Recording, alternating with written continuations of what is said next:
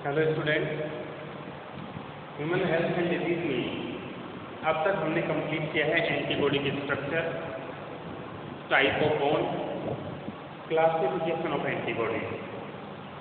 5 type की antibodies हमने पढ़ी थी, IgA, IgG, IgM, IgE और IgG। ठीक है, हम इम्यून सिस्टम के बारे में स्टडी कर रहे हैं, हम इम्यूनोलॉजी पढ़ रहे हैं, जिसके अंदर AMI और CMI एंटीबॉडी मीडिएटेड इम्यूनिटी और सेल मीडिएटेड इम्यूनिटी के बारे में हमने कंप्लीट किया है। तो जहाँ पर एंटीबॉडी की स्ट्रक्चर और एंटीबॉडी का क्लासिफिकेशन कंप्लीट होता है, उसके बाद आप ये हेडिंग डालेंगे टाइप्स ऑफ इम्यूनिटी। ठीक है, मैं इम्यूनिटी आपको पहले ही बता चुका हूँ। इम्यूनिटी क्या होती है? The power of our body to resist infection is called immunity.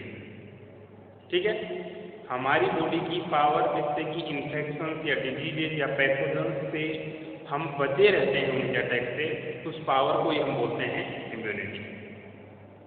अब इम्यूनिटी हमारी बॉडी में किस किस तरह से डेवलप हो सकती है? ये आर्टिफिशियल मेथड से भी डेवलप हो सकती है और नेचुरल मेथड से भी डेवलप हो सकती है। मतलब हमारी बॉडी की इम्यूनिटी को, हमारी बॉडी के इम्यून सिस्टम को हम इस पर्टिकुलर टाइप के पैथोजन से एंटीबॉडी बनाने के लिए उसको हम प्रमोट कर सकते हैं कि X टाइप का पैथोजन है, उसको मारने के लिए आप एंटीबॉडी बनाओ तो वो बनाएगा। तो इस तरह की इम्यूनिटी आर्टिफिशियल होती है। और अगर नेचुरली हमारी बॉडी में कोई पैथोजन जा रहा है, उसके लिए WBC इम्यूनोग्लोबुलिन के एंटीबॉडी क्रिएट करके उसको मार रही है, तो ये एक नेचुरल इम्यूनिटी होगी। ठीक है, तो 2 तरह की इम्यूनिटी हम पहले क्लासिफाई करते हैं। Immunity is of 2 type. एक है एक्टिव इम्यूनिटी और एक है पैसिव इम्यूनिटी। एक्टिव और पैसिव का आप मतलब समझें, ऐसी इम्यूनिटी जिसमें हमारी बॉडी खुद इन्वॉल्व होकर एंटीबॉडीज बनाकर उस पैथोजन को किल करे, इसको बोलते हैं एक्टिव इम्यूनिटी। और पैसिव इम्यूनिटी वो जिसमें कि हमारी बॉडी में पैथोजन है, उसको खुद हमारा इम्यून सिस्टम नहीं, बाहर से कोई एंटीबॉडी, कोई केमिकल, कोई एंटीबायोटिक, वो बाहर से हम इंजेक्ट करवाएं और हमारी बॉडी में पैथोजन की डेथ हो जाए। मतलब हमारी बॉडी के इम्यून सिस्टम का रोल ना हो तो उसको बोलते हैं पैसिव इम्यूनिटी, और हमारी बॉडी के इम्यून सिस्टम का रोल हो तो उसको बोलते हैं एक्टिव इम्यूनिटी। ठीक है, तो नोट जहाँ बनाने हैं आपको ये बहुत शॉर्ट में दिया हुआ है, मैं यहाँ पर चारों टाइप बना रहा हूँ, तो आप इसी तरह की टेबल को बनाएंगे। नोट्स में से देख लेना, वो छोटी सी टेबल है, उसकी जगह ये बना दिया। ठीक है, तो मैं यहाँ लिख लेता हूँ type of immunity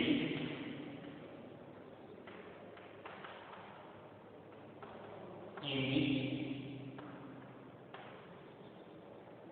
our body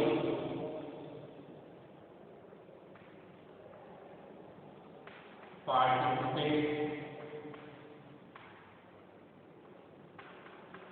actively in pathogen clearance।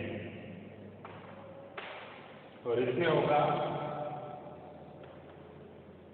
Type of immunity in which pathogen is killed without involvement of our immune system। ठीक है, दोनों ही केस पैथोजन आए और हमारा इम्यून सिस्टम उसके लिए एंटीबॉडी बनाए और उसको किल कर दे तो वैसे होगा। पैथोजन आए, हमारे इम्यून सिस्टम का रोल नहीं हो, फिर भी पैथोजन को मार दिया जाए तो वो पैसिव इम्यूनिटी। ठीक है, अब ये फिर से 2 अलग अलग टाइप के हैं। एक है एक्टिव आर्टिफिशियल इम्यूनिटी और एक है एक्टिव नेचुरल इम्यूनिटी। उसी तरह पैसिव आर्टिफिशियल इम्यूनिटी और पैसिव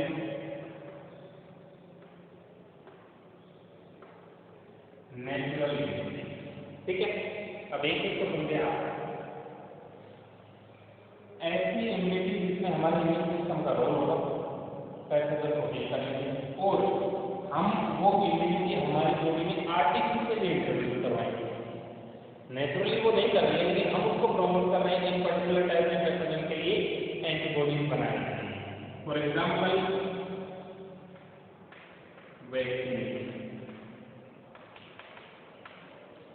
वैक्सीनेशन का मतलब ये किसी को वैक्सीन प्रोवाइड करना, मतलब उस वैक्सीन में, मैं एक एग्जांपल लेता हूँ पोलियो। जैसे पोलियो का आप सभी ने पोलियो ड्रॉप पी हुई है। ओरल पोलियो वैक्सीन होता है जिसमें ओरली 2 से 3 ड्रॉप डाली जाती हैं। उस पोलियो वैक्सीन में ऐसा क्या होता है कि बाद में हमें पोलियो कभी भी नहीं होता। तो उसमें होते हैं पोलियो के ही वायरस, लेकिन वो वायरस होते हैं इनएक्टिवेटेड। इनएक्टिवेटेड का मतलब वो कि उनकी सेप बिल्कुल पोलियो वायरस रहती है, लेकिन वो डिजीज नहीं कर सकते। उनकी डिजीज करने की एबिलिटी को डिस्ट्रॉय कर दिया गया है। ठीक है, तो ऐसी इम्यूनिटी वैक्सीनेशन के थ्रू प्रोवाइड होती है और उसको हम आर्टिफिशियल एक्टिव इम्यूनिटी बोलते हैं। मतलब हमने इंड्यूस करवाई। जब हम ओरल पोलियो वैक्सीन देते हैं तो हमारी बॉडी में वायरस जाते हैं इनएक्टिवेटेड। उन वायरसेस को देखकर हमारा इम्यून सिस्टम एंटीबॉडीज का प्रोडक्शन करता है और एंटीबॉडीज बनने के साथ ही हमें एक्टिव आर्टिफिशियल इम्यूनिटी प्रोवाइड हो जाती है। ठीक है, तो हमने इंड्यूस करवाई तो artificial. Natural infection by a pathogen. Naturally मतलब नेचुरल प्रेजेंट कोई भी वायरस, प्रोटोजोआ, फंगी या बैक्टीरिया हमारी बॉडी में जा रहा है, हमारा इम्यून सिस्टम उसको देखकर एक्टिव हो, एंटीबॉडी का प्रोडक्शन करे और उस पैथोजन को किल करे। तो इस तरह की इम्यूनिटी को नेचुरल एक्टिव इम्यूनिटी बोलते हैं। ठीक है, तो ये तो है एक्टिव का टाइप। मतलब दोनों ही केसेस में, भले ही वो एक्टिव आर्टिफिशियल हो या नेचुरल हो, दोनों ही केसेस में पैथोजन से इम्यूनिटी, पैथोजन को किलिंग करने में हमारे इम्यून सिस्टम का रोल है, इसलिए ये। ठीक है, पैसिव में दोनों ही केसेस में पैथोजन को किल होगा, लेकिन हमारी इम्यूनिटी जो डेवलप होगी, हमारा इम्यून सिस्टम का कोई रोल नहीं है। ठीक है, आर्टिफिशियल में है एंटी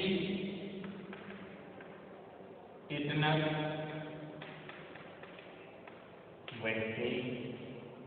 ठीक है, एंटी वेनम। क्या होती है artificial passive immunity? Artificial passive immunity का मतलब बाहर से गए हुए किसी भी पैथोजन को किल करना, लेकिन इम्यून सिस्टम का कोई इन्वॉल्वमेंट उसमें नहीं होना चाहिए। ठीक है, तो बाहर से जैसे मान लीजिए टिटेनस के केस में क्या होता है, किसी रस्टेड आयरन ऑब्जेक्ट में कट लग जाता है तो हम टिटेनस का एक वैक्सीन लगवाते हैं। तो उसमें क्या है, एक टिटेनस टॉक्सिन्स होते हैं जो जाकर टिटेनस के जो स्पोर्स हैं, टिटेनस के जो बैक्टीरिया है उसको किल कर देते हैं। तो वो हमने बाहर से इंजेक्ट किए, इम्यून सिस्टम का कोई रोल नहीं।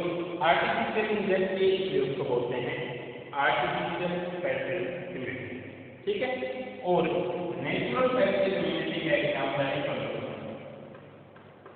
कोलोस्ट्रम। हमने पढ़ा है कि मदर कि मेमोरी ग्लैंड से सिक्रीट होने वाला मिल्क जो कि एंटीबॉडीज से रिच होता है, जैसे IgA उसमें ज़्यादा होती है, उस मिल्क को पीकर फीटस की बॉडी में डेवलप होती है नेचुरल पैसिव इम्यूनिटी। मतलब खुद की इम्यून सिस्टम एक्टिव तो नहीं होता, लेकिन नेचुरली उसको इम्यूनिटी IgA में प्रोवाइड करती है, जिसके कारण बाहर से आने वाले पैथोजन को वो एंटीबॉडीज किल कर देंगी और उसके इम्यून सिस्टम को एक्टिवेट नहीं होना पड़ेगा। ठीक है, तो ये क्लासिफिकेशन है। आपको इसकी फॉर्म में ये टेबल बनानी है, जो नोट में भेजूंगा वो छोटी टेबल है, उसको मत बनाना, इसको बनाए। और इसके तुरंत बाद फिर नोट में दिया हुआ है एक्टिव और पैसिव इम्यूनिटी में डिफरेंस, वो टेबल इसके तुरंत बाद आपको समझे? तो ये हुआ टाइप ऑफ इम्यूनिटी। क्लियर? समझते चले नोट्स में सेट अपन उसमें से बनाए और ये टेबल इसमें से एंटीबॉडी स्ट्रक्चर के तुरंत बाद ये टेबल बनाए। उसके बाद नेक्स्ट है एलर्जी, और एलर्जी का नाम तो सबने सुना होगा, बहुत बड़ी प्रॉब्लम है, बहुत ज़्यादा लोगों को एलर्जी होती है। क्या होती है एलर्जी? डेफिनेशन है द एक्सैजरेटेड और hyper sensitive response of our immune system against specific type of pathogen is called allergy। मतलब ये है कि हमारी बॉडी में मान लीजिए हजारों टाइप के पैथोजन आते हैं, उनके लिए हमारी बॉडी एंटीबॉडीज का प्रोडक्शन करती है, WBC उनके फैगोसाइटोसिस से उनको किल करती है। तो ये एक रेगुलर प्रोसेस है जो बॉडी में चलता रहता है, ठीक है। लेकिन उन थाउजेंड्स ऑफ पैथोजन में से एक या दो टाइप के स्पेसिफिक पैथोजन जिनके लिए immune system hyper sensitivity show करता है, हाइपर रिएक्शन करता है, ऐसे पैथोजन को हम बोलते हैं एलर्जन, और इस तरह के इम्यून रेस्पॉन्स को हम बोलते हैं एलर्जी। समझे? तो एलर्जी किस केस में होती है? जब हजारों पैथोजन में से एक दो पैथोजन के लिए बॉडी यूं समझे कि ये पैथोजन मेरे लिए बहुत ज़्यादा खतरनाक है और इस पैथोजन को मैं जल्दी से जल्दी बॉडी से रिमूव आउट करूं, तो इस तरह के जो रेस्पॉन्स है, इम्यून रेस्पॉन्स है, उसको बोलते हैं एलर्जी। और एलर्जी कोज करने वाले डस्ट पार्टिकल्स को या पैथोजन को या किसी माइक्रो ऑर्गेनिज्म को या किसी पोलन ग्रेन को हम बोलते हैं एलर्जन। ठीक है? तो एलर्जी के केस में मैंने आपको पहले बताया कि एलर्जी के केस में सिक्रीट होने वाली एंटीबॉडी होती है IgA। तो कैसे एक एलर्जी इम्यून रेस्पॉन्स डेवलप होता है? मान लीजिए एलर्जन बॉडी में एंटर होता है, एंटीबॉडी IgE का सिक्रेशन होता है। IgE ब्लड में प्रेजेंट बेसोफिल सेल, ये WBC के टाइप है, बेसोफिल के साथ जाकर बाइंड होता है। उस बेसोफिल से हिस्टामिन,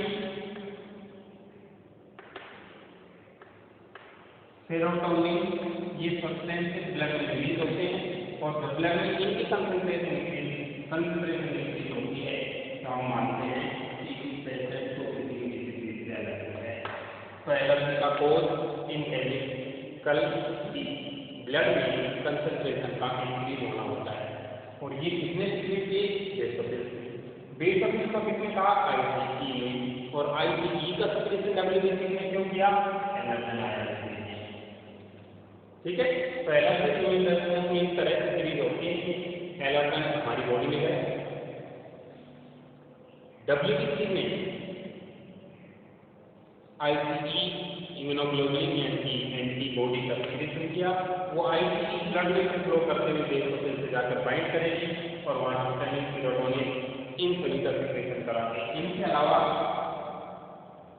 एड्रेनल ग्लैंड से एड्रेनलिन भी ज़्यादा सिक्रेट होने लगता है, जिससे ब्लड में इन तीनों की कंसंट्रेशन बढ़ने का मतलब है कि एलर्जी है। ठीक है? एलर्जी इस तरह से डेवलप होती है।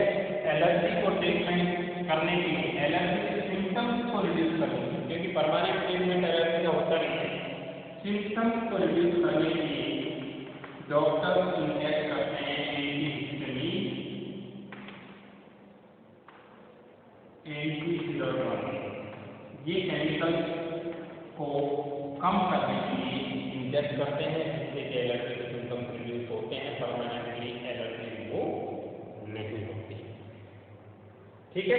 तो इस तरह से डेवलप होता है ये इम्यून रेस्पॉन्स जो एलर्जी के केस में डेवलप होता है। एलर्जन जब बॉडी में एंटर होता है तो बॉडी उसको जल्दी से जल्दी रिमूव आउट करने की कोशिश करती है। तो इमीडिएट सिम्टम्स क्या क्या हो सकते हैं एलर्जी के?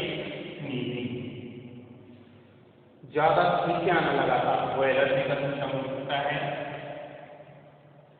टीयरी आई, आंखों में आंसू आना, लगातार खांसी चलना, कपिंग, या फिर स्किन पर प्रेजेंट किसी एलर्जी के लिए रैशेज डेवलप होना, ईचिंग डेवलप होना, ये सारे हैं एलर्जी के symptom. Cause allergen antibody IgE cells रेसोफेन सिक्रीशन हिस्टामिन सेरोटोनिन और इनको कम करने के एंटीहिस्टामिन और एंटी सेरोटोनिन इंजेक्ट करते हैं। ठीक है, तो सिर्फ डेफिनेशन से आप समझ जाएंगे। आप ध्यान रखिए उनको प्रेजेंट नोट्स हैं वो भी बनाते हैं और बॉक्स में इसको साइड में बना देना, ये होता है अलग शॉर्टकट में समझने का तरीका। तो आप नोट स्मार्ट फॉर्म में बनाएं, जो नीचे पर कॉपी पेस्ट करने वाला वो तरीका नहीं। आप इस वीडियो में से जो इम्पोर्टेंट होते हैं वो भी उसमें ऐड करें और इफेक्टिव नोट्स बनाएं। कल को आप जब आप रिवाइज करने लगेंगे तो इजीली आपको समझ में आने लगेगा। ठीक है, तो ये हो गया एलर्जी के बारे में, समझ गए होंगे सभी।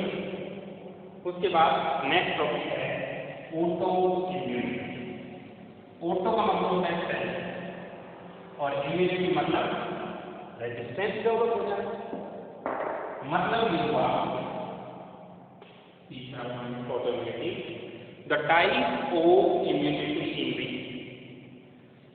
immune system of body develop antibodies against the self antigen।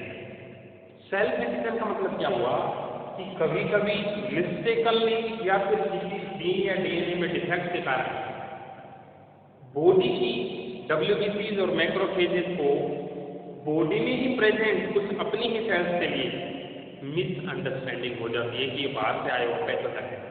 ठीक है, उस केस में वो लगातार उस एंटीजन के लिए, जो कि बाहर का नहीं है उसकी बॉडी का है लेकिन मिस्टेकली उसने समझ लिया है बाहर का, तो उसके लिए वो लगातार एंटीबॉडीज का प्रोडक्शन करते हैं, जिसके कारण बॉडी में एक chronic condition health issue generate हो जाता है। इसको बोलते हैं ऑटो इम्यूनिटी। डेफिनेशन सुन लीजिए, the type of immunity in which the body start making antibodies against self antigen, self cells और self receptor is called autoimmunity. Autoimmunity का बेस्ट एग्जांपल है रूमेटॉइड आर्थराइटिस। ये bone से related disease है जिसके अंदर bone पर present जो रिसेप्टर्स हैं जॉइंट में उनके लिए एंटीबॉडीज का फॉर्मेशन होता है। बोन और जॉइंट वीक होते हैं और आर्थराइटिस की एक क्रोनिक डिजीज डेवलप हो जाती है। ठीक है, समझे आप? इसको बोलते हैं ऑटो इम्यूनिटी। उसके बाद नेक्स्ट है immune system in our body.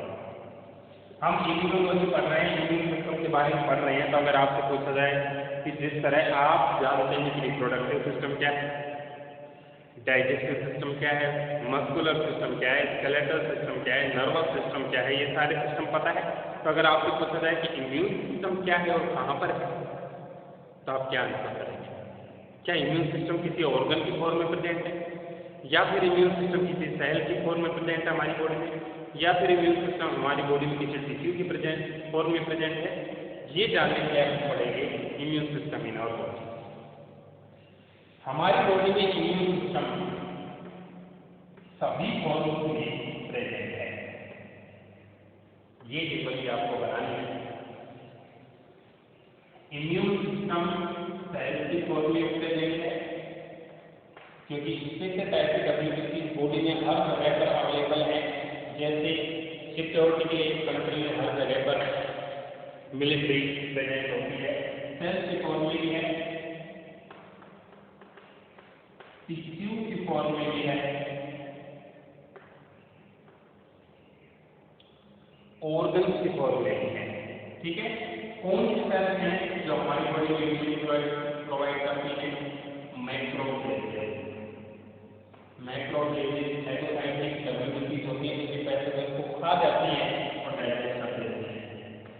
PMNL polymorphonuclear nucleotide, ये भी पैथोजेन को किल करती है। NK cell natural killer cells भी पैथोजेन को किल करती है। ये सारी सेल्स इम्यून सिस्टम का कुछ पार्ट बनाती है। टिश्यू होता है NALD की फुल फॉर्म में म्यूकोसल एसोसिएटेड lymphoid tissue, ठीक है।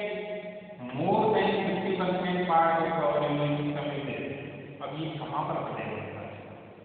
हमारी बॉडी में प्रेजेंट हर एक डक्ट या ट्यूब की जो ल्यूमन होती है, इसकी जो इनर वॉल होती है उस पर म्यूकस की लेयर होती है और हजारों लाखों WBCs उस पर चिपकी रहती है, ठीक है। तो हजारों लाखों WBCs को मिलाकर बोलते हैं म्यूकोजल एसोसिएटेड लिम्फोइड टिश्यू, जो कि total lymphatic system, total immune system का 50% से ज्यादा पार्ट ये अकेला ही बनाता है, ठीक है। और ऑर्गन बोन मैरो बोन में प्रेजेंट होती है, वो एक इम्यून सिस्टम का ऑर्गन है। थाइमस ग्लैंड जो कि हार्ट के पास होती है, वो भी एक इम्यून सिस्टम का ऑर्गन है। स्प्लीन हमारी बॉडी में एक ऑर्गन होता है, बॉडी इम्यून सिस्टम का पार्ट। लिम्फ नोड्स हमारी बॉडी में है। टॉन्सिल्स हमारी बॉडी में है। वर्मीफॉर्म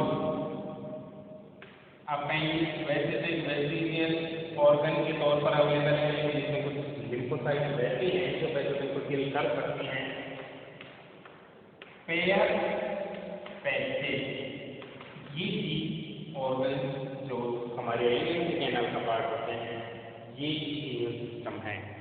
मतलब ये है कि इम्यून सिस्टम हमारी बॉडी में इतना ज़्यादा वाइडली डिस्ट्रीब्यूटेड है कि वो ऑर्गन के फॉर्म में भी है, टिश्यू के फॉर्म में भी है और सेल के फॉर्म में भी है, ठीक है। तो ये टेबल आपको बनानी है इस तरह से। तो इम्यून सिस्टम में कौन से ऑर्गन होते हैं और उनका क्या रोल है, इसके बेसिस पर organ of the immune system को दो मेन कैटेगरीज में हम क्लासिफाई करें, ठीक है। ये लिख लीजिए। अब मैं समझाता हूं आपको कि ऑर्गन कितने टाइप के हैं। ऑर्गन ऑफ इम्यून सिस्टम, हमारे इम्यून सिस्टम में दो टाइप के ऑर्गन हैं। आप इसको भी नोट की हेल्प लेकर टेबुलर फॉर्म में बनाना। Primary lymphoid organ PLO, secondary lymphoid organ SLO, ठीक है। दो टाइप के ऑर्गन हैं। प्राइमरी लिम्फोइड ऑर्गन का मतलब क्या है? The lymphoid organ which in the formation, maturation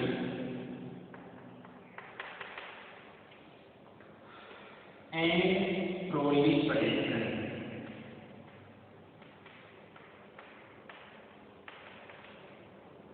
of lymphocytes takes place। हमें पता है इम्यूनिटी प्रोवाइड करने वाले लिम्फोसाइट में दो टाइप की है, एक तो बी लिम्फोसाइट और एक T lymphocyte. B lymphocyte antibody mediated immunity provide करती है और T lymphocyte cell mediated immunity. तो उन लिम्फोसाइट का फॉर्मेशन जहाँ हो, उन लिम्फोसाइट का मल्टीप्लिकेशन जहाँ पर हो यानी प्रोलिफरेशन, और इनका मैच्योरेशन जहाँ पर हो, ऐसे लिम्फोइड ऑर्गन को होते हैं प्राइमरी लिम्फोइड ऑर्गन, ठीक है। और the lymphoid organ where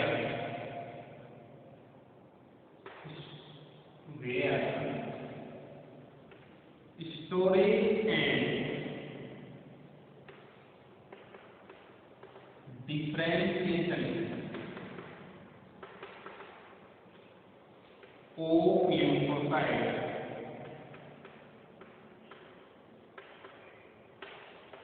take place, जहां पर स्टोरेज और डिफरेंशिएशन होता है लिम्फोइड लिम्फोसाइट का, उनको हम बोलते हैं सेकेंडरी लिम्फोइड ऑर्गन। ठीक है, प्राइमरी लिम्फोइड ऑर्गन में दो आएंगे, एक तो bone marrow. Bone marrow bone में प्रेजेंट एक पार्ट है जहाँ पर नई ब्लड सेल्स बनती हैं, तो नई ब्लड सेल्स में डब्ल्यूबीसी जाती है, और डब्ल्यूबीसी का एक टाइप लिम्फोसाइट है, इसका मतलब लिम्फोसाइट वहाँ पर बनती है। और दूसरा साइन यहाँ पर टी सेल्स का मैच्योरेशन है। ठीक है, और बोन मैरो में formation proliferation of T and D both cells बनती तो यहाँ की लिम्फोसाइट, मैच्योरेशन यहाँ पर। यहाँ बोन मैरो में टी लिम्फोसाइट बनती भी है, प्रोलिफरेट होती है और मैच्योरेट। ठीक है, तो ये पॉइंट आपको ऊपर लिख दीजिए। T lymphocytes are formed in bone marrow but mature in साइन, whereas B lymphocytes are formed and matured in bone marrow only। ठीक है, टॉप पर ये पॉइंट। उसके बाद सेकेंडरी लिम्फोइड ऑर्गन में एग्जाम्पल है बचे हुए सारे स्प्लीन, लिम्फ नोड, दो pair passage,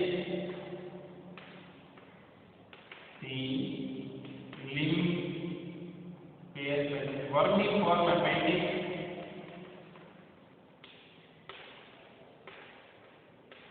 and mouth mucosal associated lymphoid tissue, ये सारे मिलकर लाते हैं सेकेंडरी। सेकेंडरी में वो लिम्फोसाइट बैठी हुई है, वेट कर रही है कि अगर पैथोजन आ जाए तो उसको वहीं मार दिया जाएगा। ये वो अलग अलग जगह हैं हमारी बॉडी में जहाँ पर लिम्फोसाइट बनने और मैच्योर होने के बाद जाकर छुप जाती हैं कि इधर से पैथोजन आया तो उसको हम मार देंगे। तो जहाँ पर पैथोजन और लिम्फोसाइट की लड़ाई होती है, झगड़ा होता है, मारते हैं, काटते हैं, उन ऑर्गन को हम सेकेंडरी लिम्फोइड ऑर्गन बोलते हैं। और जहाँ पर लिम्फोसाइट का जन्म होता है, उनका मल्टीप्लिकेशन होता है, उनकी देखभाल होती है, उनको ग्रोथ करवाई जाती है, वो होते हैं प्राइमरी लिम्फोइड ऑर्गन। समझे? तो हमारी बॉडी में इम्यून सिस्टम इस तरह से डिस्ट्रीब्यूटेड है। डेफिनेशन और एग्जाम्पल आप इसी फॉर्म में लिखेंगे तो इस तरह से इम्यून सिस्टम कंप्लीट होता है, इम्यूनोलॉजी कंप्लीट होता है। अगला टॉपिक आप हम स्टार्ट करेंगे एड्स। ठीक है, तो यहाँ तक आप अच्छे से लिखें टेबलर फॉर्म में और नोट, और इसको दोनों को ऐड कर जाए। ठीक है, ओके।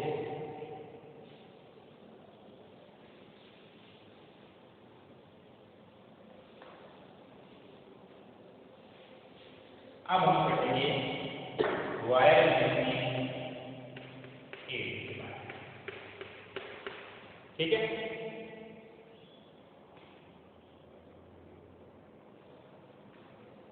एड्स के बारे में आपने पहले सुना हुआ भी है, कई बार आपने फुल फॉर्म भी पढ़ी है। फुल फॉर्म क्या है? Acquire immuno deficiency syndrome.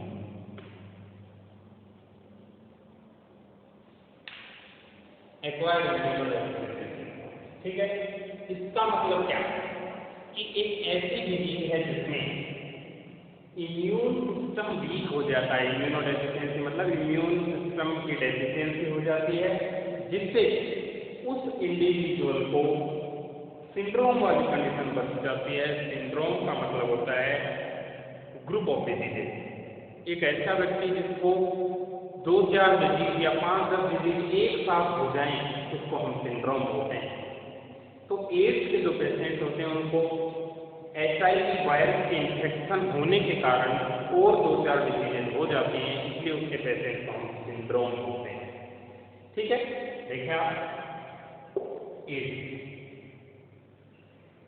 Point सुनते जाए। AIDS is a viral disease which is caused by SIV virus. Note आप इसमें लिखेंगे, यहाँ तो आप समझ लीजिए SIV और ब्रैकेट में आप लिख देंगे रेट्रोवायरस।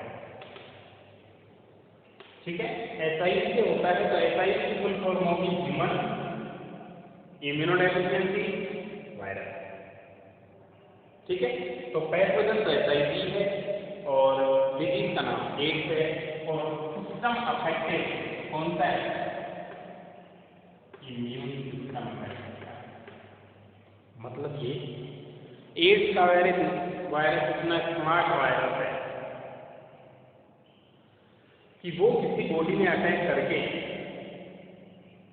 किसी और सिस्टम को अफेक्ट किए बिना उस सिस्टम की सेल्स को टारगेट करता है जो बॉडी को सभी डिजीज से बचाता है, दैट इज इम्यून सिस्टम। ये अच्छी क्वालिटी इसके अंदर है। और दूसरा, ये इतनी खतरनाक डिजीज क्यों है, उसके पीछे रीजन है इंक्यूबेशन पीरियड। अगर इनमें कोई भी चीज नोट में ना हो तो आप यहाँ पे ऐड कर लिए ध्यान रखें। The time period between entry of pathogen into body to development of first symptoms of disease is called incubation period। ठीक है, मतलब किसी भी पैथोजन की बॉडी में एंटर होने से और उस पैथोजन से होने वाले डिजीज का सबसे पहला सिम्टम डेवलप हो, उसके बीच के टाइम पीरियड को हम बोलते हैं इंक्यूबेशन पीरियड। और ये सबसे मेन फैक्टर है कि एड्स क्यों इतनी खतरनाक है, क्योंकि एड्स का पैथोजन हमारी बॉडी में एंटर होता है रेट्रोवायरस है, जिसमें जेनेटिक मटेरियल क्या होता है, RNA होता है। HIV हमारी बॉडी में एंटर होता है आज, तो उसके सिम्टम्स आज से 5 से 10 साल के बाद दिखेंगे। तब तक वो अपनी पॉपुलेशन को बहुत ज़्यादा इंक्रीज कर चुका होता है हमारी बॉडी में। इसलिए एड्स से फाइट करना बॉडी के लिए बड़ा मुश्किल हो जाता है। इसलिए एड्स में डेथ के चांसेस बहुत ज़्यादा हो जाते हैं, क्योंकि जिसको HIV एड्स का इन्फेक्शन हो उसको वो डिजीज भी आसानी से हो जाएगी जो इम्यून सिस्टम जिनको इजीली किल कर देता था, जैसे टाइफॉइड, टिटनस, टॉक्सोप्लाज्मा, माइकोबैक्टीरियम होने वाले TB, कोलेरा, हर एक टाइप का पैथोजन इसको इजीली अटैक करेगा। इसका रीजन क्या है? इसका रीजन ये है कि एड्स के वायरस ने जो उसका इम्यून सिस्टम था, इम्यूनिटी पावर थी, उसको वीक कर दिया। और वीक होने की वजह से अब वो पैथोजन जो रेगुलरली बॉडी पर डिजीज करने के लिए ट्राई करते थे, लेकिन बॉडी की सेल्स को मार देती थी, तो वो उन पैथोजन ने पहले कभी डिजीज नहीं की बॉडी में, लेकिन क्योंकि अब उसकी डिफेंस सिस्टम भी कमजोर हो चुकी है, इसलिए कोई भी पैथोजन आकर इजीली बॉडी पर अटैक करता है और उसको डिजीज हो जाता है। ठीक है, तो ऐसे पैथोजन और ऐसी डिजीजेस को हम बोलते हैं अपॉर्चुनिटी इन्फेक्शन। अपॉर्चुनिटी इन्फेक्शन मतलब ये कि ऐसे इन्फेक्शन जो कि अपॉर्चुनिटी देकर कि अब इसका इम्यून सिस्टम वीक हो गया है, क्योंकि इसमें HIV ग्रो कर रहा है, तो वो उस पर अटैक करते हैं और सारी बीमारियां एक साथ हो जाती हैं। इसलिए एड्स की फुल फॉर्म में नाम है सिंड्रोम। सिंड्रोम का मतलब ये है कि जिसको ग्रुप ऑफ डिजीज एक साथ हो, जिसको टाइफॉइड भी हो, जिसको TB भी हो, जिसको एड्स भी हो, जिसको टॉक्सोप्लाज्मा, सब कुछ एक साथ हो रहे हो सिंड्रोम होता है। तो एड्स के केस में ऐसा होता है। ठीक है, तो एड्स का जो वायरस है वो इम्यून सिस्टम में प्रेजेंट T सेल्स को टारगेट करता है। T मैंने बताया था, T का मतलब यहाँ थाइमस से है।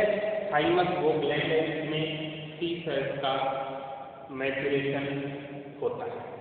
ठीक है, तो T सेल्स भी अलग अलग टाइप की होती हैं। उनमें होती है TH सेल्स। TH का मतलब होता है T helper cell.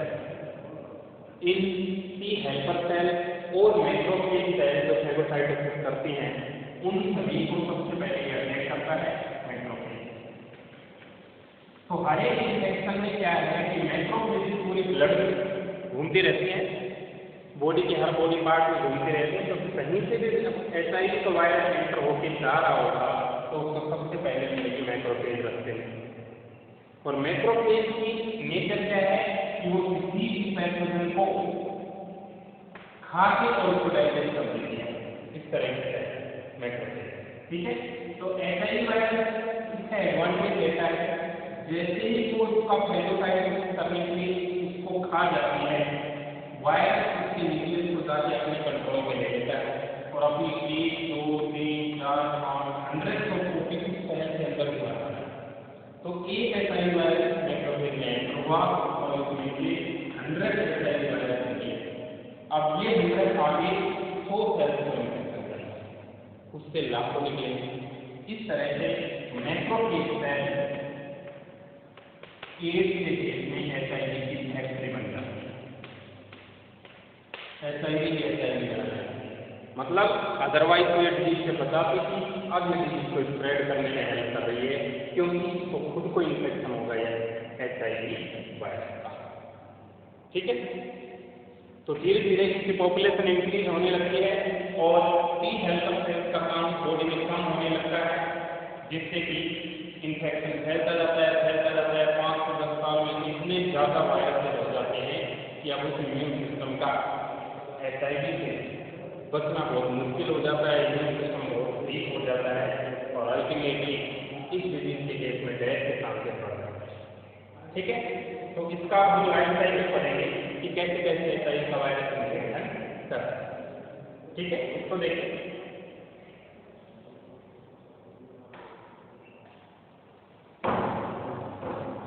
HIV virus macrophage cell में इस तरह से अपनी लाइफ साइकिल कंप्लीट करता है। जैसे मैक्रोफेज में एंटर होते इस सेल को डिस्ट्रॉय करते एचआईवी की हजारों कॉपी हम करते हैं, ये सब देखते हैं। ठीक है, देखिए डायग्राम बुक में दिया हुआ है, नोट में भी होगा, वो अच्छे से आप बनाएंगे।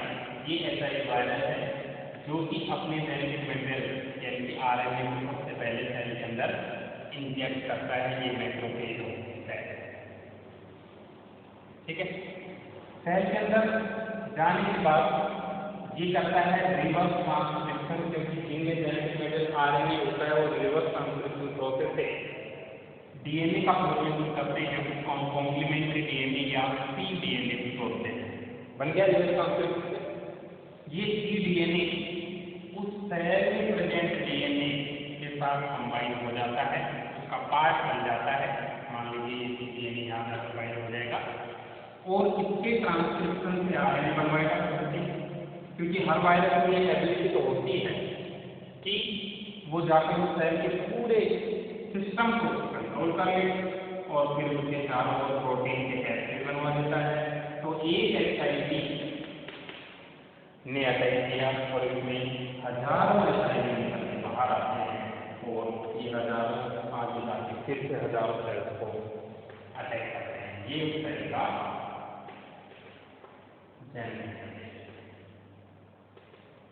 ठीक है, तो ये डायग्राम है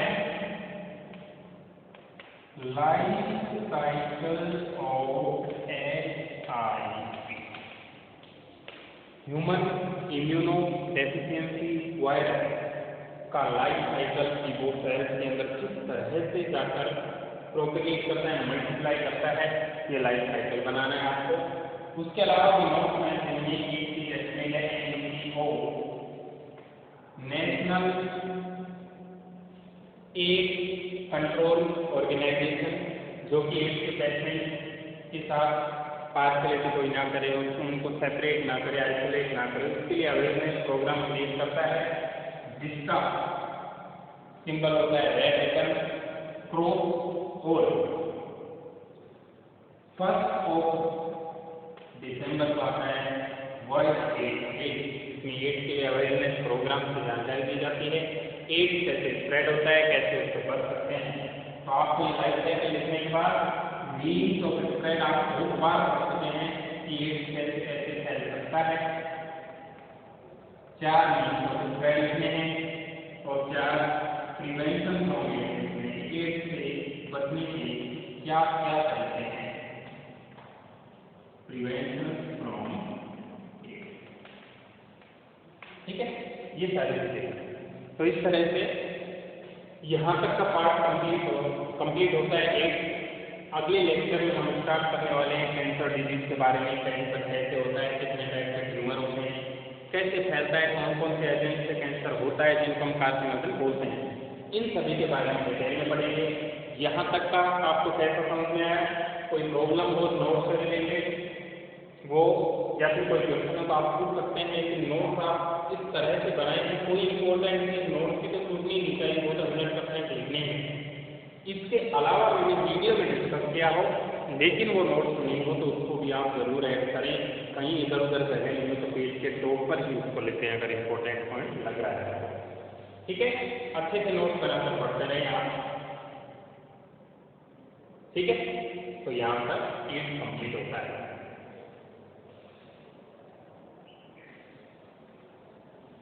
नेक्स्ट लेक्चर से स्टार्ट करेंगे कैंसर। ओके, नोट्स में दे दूंगा, इसको अच्छे से समझें। Thank you.